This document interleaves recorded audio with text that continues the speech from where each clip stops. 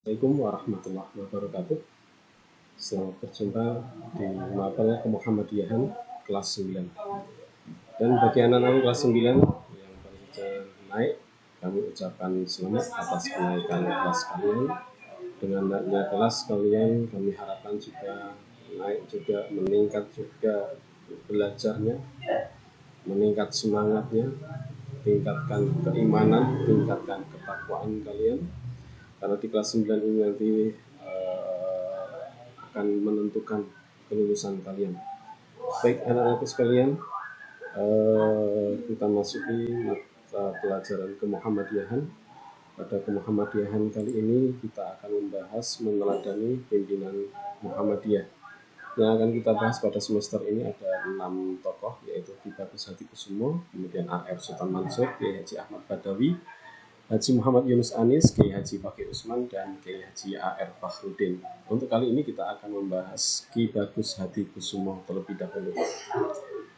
Baik, Ki Bagus Hadikusumo, nama kecilnya adalah Raden Hidayat. Kemudian sekarang kita kenal dengan nama Ki Bagus Hadikusumo. Raden Hidayat ini lahir di Kauman, Yogyakarta pada tanggal 24 November 1890. Kemudian beliau wafat di Kauman, Yogyakarta tanggal 3 September 1954. Berarti usia beliau 64 tahun. Kemudian meninggal dunia.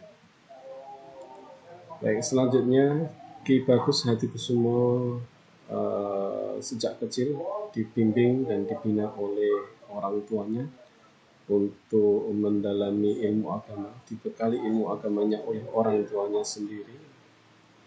Kemudian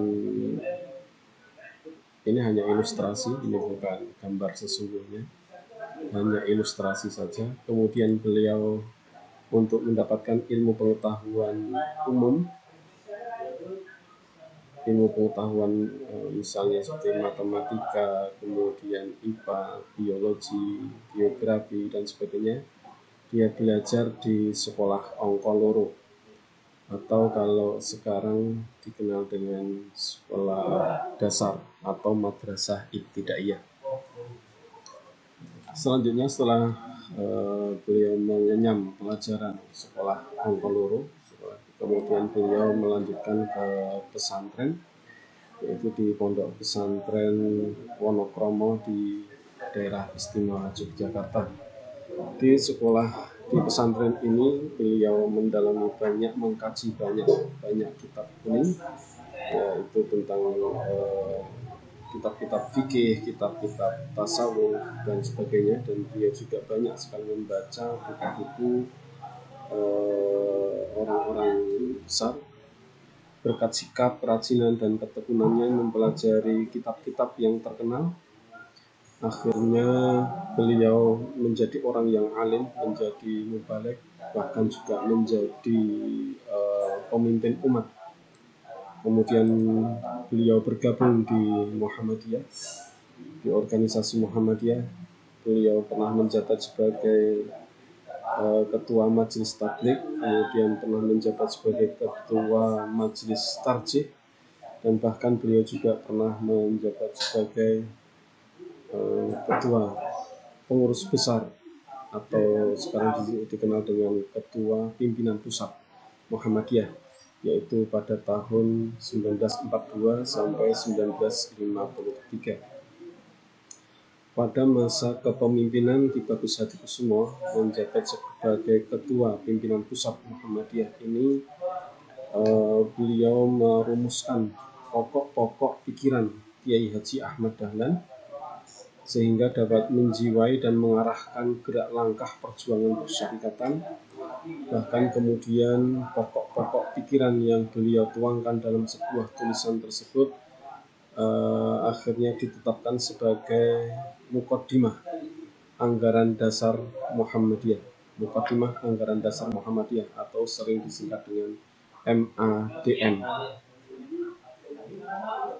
Kemudian pada masa penjajahan Jepang, karena waktu itu Indonesia sedang dijajah, Ki Bagus Hadikusumo ini termasuk salah satu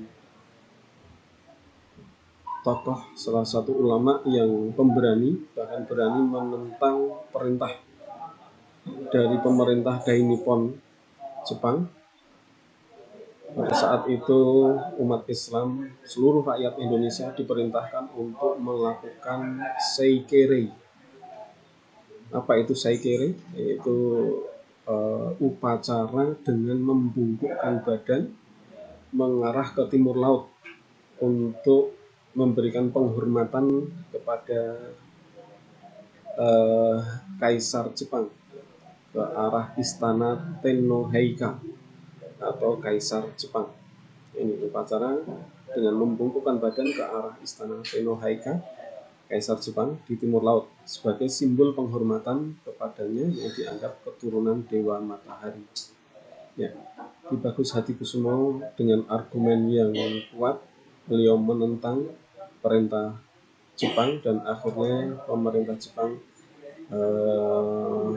mau memahami apa yang disampaikan oleh Ki Bagus Hadikusumo, sehingga pada saat itu umat Islam tidak lagi diwajibkan untuk melakukan seikere atau menghormat kepada Kaisar Jepang karena dianggap itu adalah berlawanan dengan tauhid oleh Ki Bagus Hadikusumo. Selanjutnya Ki Bagus Hadikusumo juga berkecimpung dalam politik. Beliau bergabung menjadi anggota BPUPKI, Badan Penyelidik Usaha-usaha Persiapan Kemerdekaan Indonesia. Bahkan beliau juga menjadi panitia persiapan kemerdekaan Indonesia.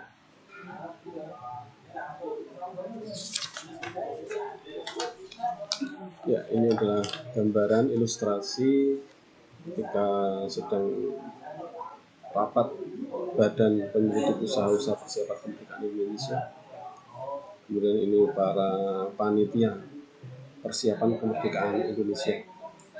Baik, Ki Bagus Hadikusumo dalam kehidupan sebagai pejuang yang ikhlas sampai akhir hayatnya, sikap berani menegakkan nilai-nilai ajaran Islam selalu beliau tegakkan meskipun banyak halangan yang menghadang. Hal ini terbukti bahwa semasa penjajahan Jepang beliau berani melawan kebijakan seikere karena bertentangan dengan nilai akidah Islam. Begitu pula dalam proses persiapan kemerdekaan Indonesia, beliau sangat menekankan pentingnya meletakkan nilai ketuhanan di atas nilai-nilai yang lain. Nilai ketuhanan tauhid dalam Pancasila sebagai dasar negara Indonesia merupakan usulan dari Ki Bagus. Sikap istiqomah untuk memegang teguh ajaran Islam selalu beliau pegang sebagai bentuk ketaatan kepada Allah Subhanahu wa Ta'ala. Baik, demikian untuk Ki Bagus Hadikusumo.